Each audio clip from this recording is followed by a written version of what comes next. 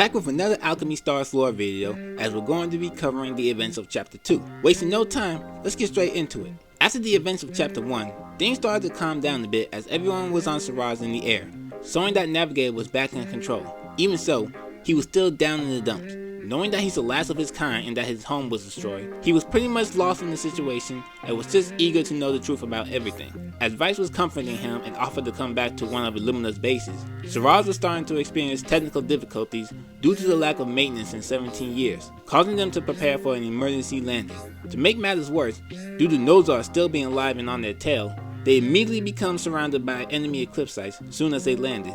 They managed to fight them off for a while, but they started to run out of combat supplies and more eclipse sites were heading towards them. With no other choice, Vice ordered everyone to make a break for it to Undercity 28. As Illumina is a large-scale military organization, they have many bases that they own labeled as Undercity, and each of these Undercity bases hold different responsibilities, be it used as a stronghold to fight off waves of eclipse sites, or hold and develop equipment and other needs for Illumina as a whole. Undercity 28 performs more on the logistical side of things. As everyone else started to make a run for it, Navigator couldn't leave behind Siraz due to him being considered the only family he had left. Not being able to leave him alone, Vice stayed to protect Navigator, but she ended up getting hurt and rendered unconscious. As it seemed it was going to be the end, Navigator found himself being saved by a group that suddenly appeared, Regizel Wrench. A brief introduction to the faction and the members we first meet. Regizel Wrench are a group of bandits who reside within the Regizel Desert, pretty much different from the other factions as they're more of a ragtag bunch who came together, hunting down, stealing, and gathering materials or goods that they come across to sell off. They pretty much live a more free lifestyle in comparison to other factions. With the ones we meet, first there's Senza, the leader of the group. Even though he was voted to become leader, he stated he wasn't completely welcomed in by everybody due to being so young. But after going through a massive fight, he was able to bring them together and unite everyone. And surprisingly, he mentioned that the group had a Colossus of their own already, but we'll go into that more in the future. Next up is Regina, a very hardcore rock and roll heavy enthusiast. She's among one of the two singles Regizel Wrench has that always living things up with their music festivals. And lastly, there's Joni Boom, a gunpowder specialist. You need someone to carry out huge explosions? She's your first choice. And like the other members of the group, she's very passionate about what she's good at. For better or worse, this group came and saved Navigator while putting Vice on life support. Like Senza said, they may be bandits, but they're not murderers. In the eyes of Navigator, these guys are a very wildly unique bunch compared to the Illumina soldiers, to the point where they even host a dinner party on the spot. It was a very foreign thing to Navigator, who was stuck underground his whole life. But things got interrupted as a new type of high-level eclipse site has arrived. An Umbra Hulk sent by Nozar, another boss-type eclipse site you fight against with a more bigger build to it. As you and the Regizel Wrench members work together to take it on, you get a sudden appearance and assistance from another Illumina member, Charon. Charon is a chief of transportation in Illumina and a conductor of his train called Other End, a very outspoken and charismatic person among those in the Illumina Federation. And with the way he described it, Other End seems to be a living entity of his own. Thanks to him showing up, Senza and the others decided to back off from taking the Colossus and left Navigator and Vice in Charon's care, to where he brought them back to Undercity 28.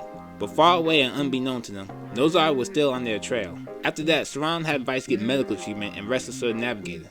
Once done, he went off to contact Vice's commander Hero. Hero is one of 4 Legion commanders of the Illumina Federation, generals who command a legion of the faction and fights against invading forces. Hero comes from a faraway eastern land known as Cloud Mountain, skilled with the blade and tends to be known as the more serious of the Legion commanders. Charon informs Hero about the situation and all that the Navigator and Vice went through, pressing on the fact that how 3 high-level eclipse sites managed to get past the front lines. This is a very unexpected situation as Kraken is really the only one out of the 3 to have the capabilities to do that, and Nozar is still active and alive. Days have passed and Vice and Siraz managed to make full recovery thanks to Illumina's technology. Vice even bragged about how the uniforms and weapons they possess brings out the best of their abilities thanks to the engineering department. But while they were talking, Undercity 28 came under a sudden attack by Nozar and an army of eclipse sites. With no choice in a situation far from their control, Charon ordered a retreat and to abandon the Undercity, but unable to use Other Ends due to the damage it could cause. They was left with the choice of getting Siraz started to get everyone out. As it seemed like everyone was taken accounted for, it turned out Siraz was still fighting by himself, attracting the eclipse sites to him so that Siraz can get everyone else out and activate the self-destruction key. Having to make the hard decision, Navigator has Siraz take off and leave Charon behind, but they are suddenly engaged in another encounter with Nozar, who's dead set on capturing Navigator, but they was able to fight him off and truly finish him once and for all. Afterwards, Undercity exploded and was destroyed. Everyone was truly saddened at the loss of Sherrod. That is until he makes a flamboyant reappearance out of the explosion with his train. With that being said, everything was okay now. But then suddenly, Navigator gets another headache as the vision popped into his head again. But this time he receives a message. Another Calistite calling out to him, being hunted by Scummer. And that covers chapter 2. Our first actual adventure of the outside world and meeting the unique individual that lives here. And that Navigator wasn't the only Calistite that managed to get out of that crisis from 17 years ago.